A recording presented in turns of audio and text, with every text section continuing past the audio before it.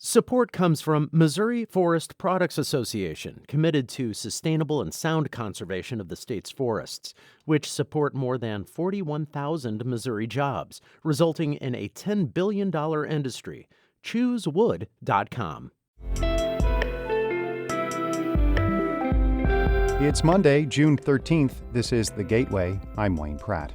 Agriculture is changing, and so are the jobs available in the industry. Companies are looking for scientists and people interested in science, technology, engineering, and math. When people meet folks that work in the ag industry, they're often shocked about what they actually do for a living. In just a few minutes, reporter Kate Grumke has more on the growing demand for workers in ag-related jobs that are not anywhere near a farm. A series of resignations at the St. Louis Board of Aldermen means there will be 3 elections in 35 days. St. Louis Public Radio's Rachel Lippman reports on the logistical and financial costs for the city. 3 aldermen have resigned from the board since April, and according to the city charter, those seats have to be filled within 90 days. One of those elections will take place on the same day as the August 2nd primary, but the 2 others will require special elections, one on July 19th, the other on August 23rd. Ben Borgmeyer is the city's Democratic Director of Elections. He says things are made even more complicated by the fact that the votes will take place based on the boundaries of the old 28-ward map. We have to have basically 2 political maps kind of in place, and making sure that those political districts are correctly defined. It does present challenges internally. Each special election is likely to cost the city at least $10,000. I'm Rachel Lippman, St. Louis Public Radio. A Republican candidate for Missouri's open U.S. Senate seat, known for brandishing an assault rifle at protesters who marched past his home, says he's opposed to policies that would tighten gun regulations. Mark McCloskey is running to replace Senator Roy Blunt, who is not seeking re-election. McCloskey says there are plenty of federal statutes already involving gun control. He is opposing raising the age to obtain a gun to 21 and red flag laws, which prohibit individuals deemed dangerous to themselves or others from accessing a gun. Once the government takes your weapons, once the government deprives you of your rights, it is very, very difficult to retrieve them. McCloskey made the comments on Politically Speaking. The episode is at stlpr.org. A recent Emerson College survey shows McCloskey is currently 5th among Republican candidates for that Senate seat, polling in the single digits. Missouri Governor Mike Parson has signed a property rights protection bill. The measure calls for farm owners to receive at least 150% of their market value of their property if it's taken through eminent domain. Also, power companies using the process need to provide a certain amount of electricity to Missouri residents. A transmission line called the Grain Belt Express is exempt. Plans call for it to carry power from Kansas through Missouri and Illinois and connect to a power grid in Indiana. The former head of the Illinois Department of Public Health is under investigation.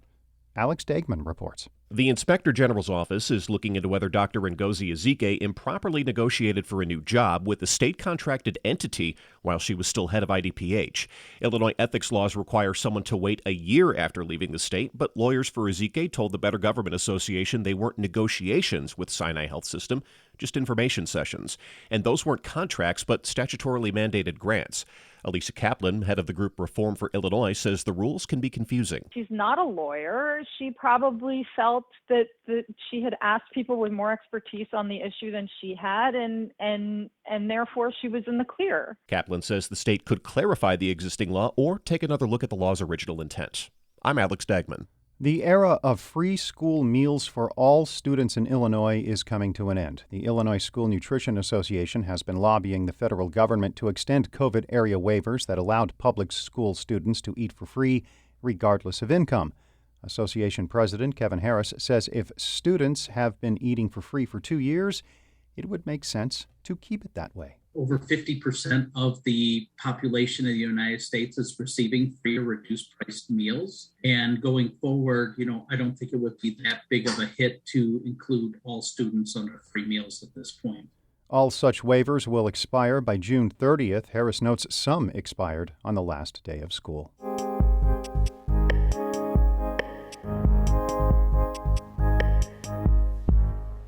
When people think of jobs in agriculture, they likely consider traditional farm jobs. But over the past few decades, the industry has changed. Now there's a need for workers who are interested in science.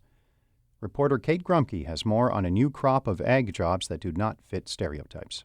A parking lot with office buildings in suburban St. Louis is also lined with something surprising: rows of huge greenhouses. This is the Donald Danforth Plant Science Center, a research institute that has created an ecosystem of scientists devoted to studying plants. In a lab in one of the buildings on the campus, people are sitting at stations lined with trays of bacteria cultures. You can hear the hum of freezers and the buzz of a labeler. They're working on a bacterial product for plants used in agriculture. It's almost like a probiotic for a plant. That's Natalie Brakefield, the Vice President for Research and Discovery at New Leaf Symbiotics, a biotechnology startup. Although this is a science-heavy job, not every position here requires a PhD. New Leaf has some hands-on lab positions that just require an associate's or a technical training program. Brakefield does have a PhD, but she says she came to this field in a roundabout way. She had a molecular biology degree but didn't really have any experience with plants before starting her first job as a lab technician.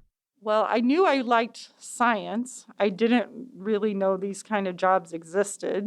And that was my first real introduction into working with plants. And then I actually just fell in love with it. It worked out well for Brakefield, but that's a key challenge for the agriculture industry, making sure people who like science know about these types of careers. Kim Kidwell sees this firsthand as an associate chancellor at the University of Illinois and a former dean of the College of Agriculture. When people meet folks that work in the ag industry, they're often shocked about what they actually do for a living. Kidwell says the ag industry is changing.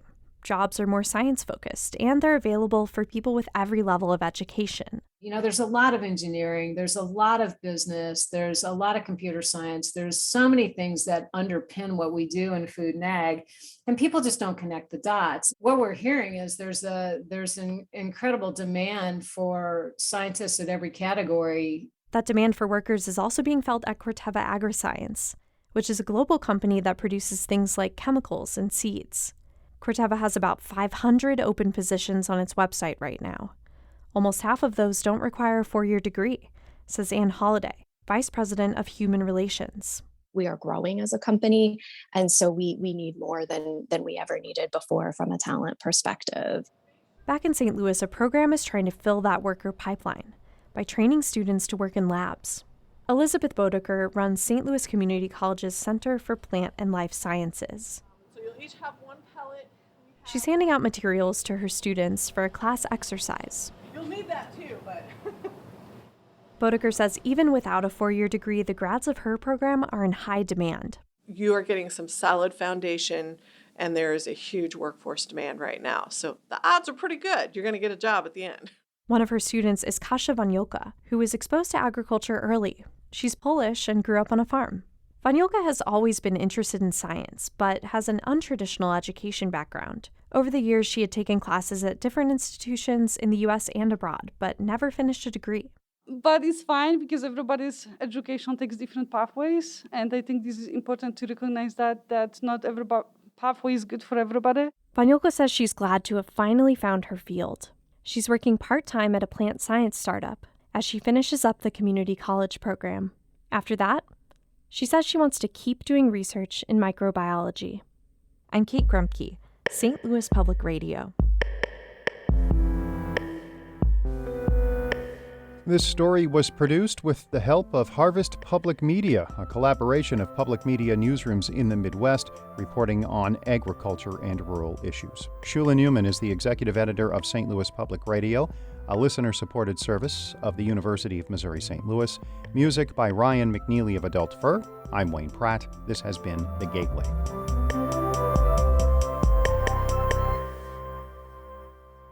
Support comes from the Missouri Forest Products Association, committed to conservation and careful management of the state's forests to make them more resilient and better habitats for wildlife.